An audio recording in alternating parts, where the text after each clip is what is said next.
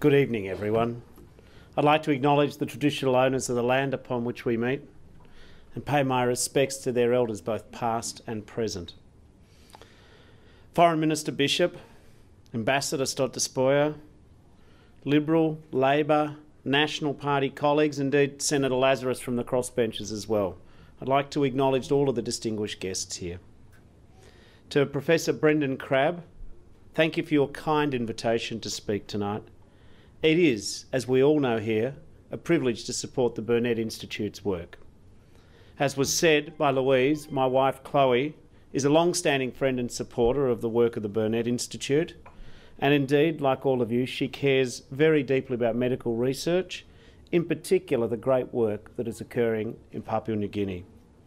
And I can assure you she's a very powerful advocate in the Shorten household, and I can tell you that she does make her case very well. Like Foreign Minister Bishop, my family's had connections with PNG stretching well back. My grandmother's cousin served in there in the Second World War and never came home from Kokoda.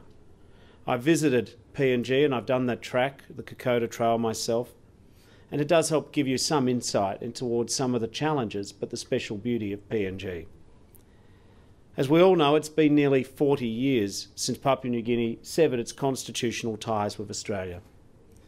On that day, it was September the 16th, 1975.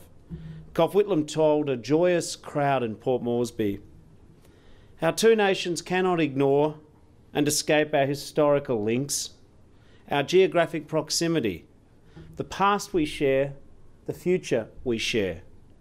I'm convinced neither of us wish to, nor will ever wish to do so." 40 years have proved Gough Whitlam's remarks true. Australia and Papua New Guinea will always share a past of shared sacrifice, a deep friendship forged in the most extreme of times.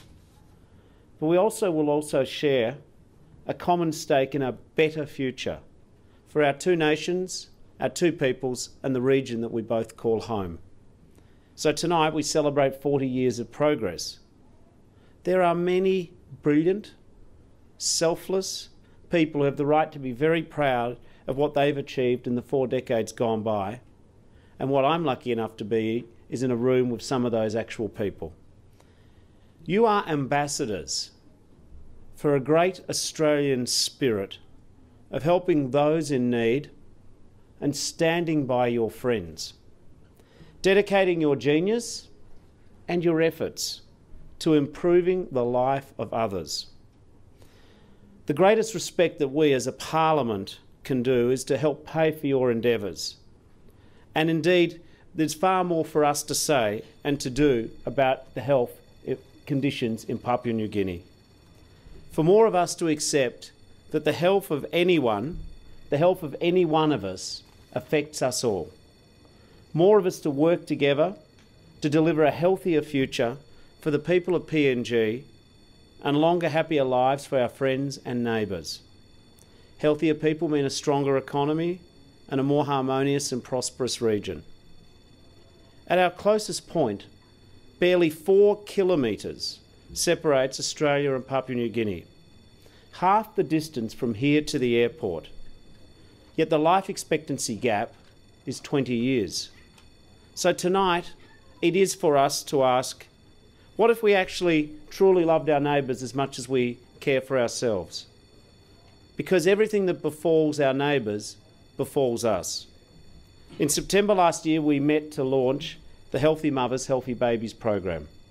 Just with the previous Burnet success stories focused on immunisation, vaccination and preventable disease. Healthy Mothers and Healthy Babies is an essential initiative aiming at ending the heart-wrenching inequality between our two nations. It's a program I'm confident will make a tremendous difference in Papua New Guinea, and I hope will make certain facts and the most effective clinical practice better known in Australia. I believe that if more Australians learn that a woman in childbirth in PNG is 80 times more likely to die than an Australian woman. I believe that if more Australians know that 5,000 babies in PNG will die in their first month of life, or that more Australians learn 10,000 children will be lost to their families before the time of their 5th birthday, I think the moral obligation for greater action will become crystal clear. If all Australians can come to learn that 98% of maternal mortality is preventable with better, faster treatment, then I think the call for action, which is represented in this room from all points of politics, can become a mighty national chorus. Healthy mothers, healthy babies also illustrates the importance of partnership, innovation and research, working together to achieve better outcomes more efficiently. I want to thank the Burnet Institute and its representatives who come to the Parliament annually and for sharing your work with us tonight. We all value your contribution. We continue to support greater research in the field, improved clinical care, better caseload identification, education and prevention. Congratulations, it is a privilege to be part of the Burnet event tonight. Thank you.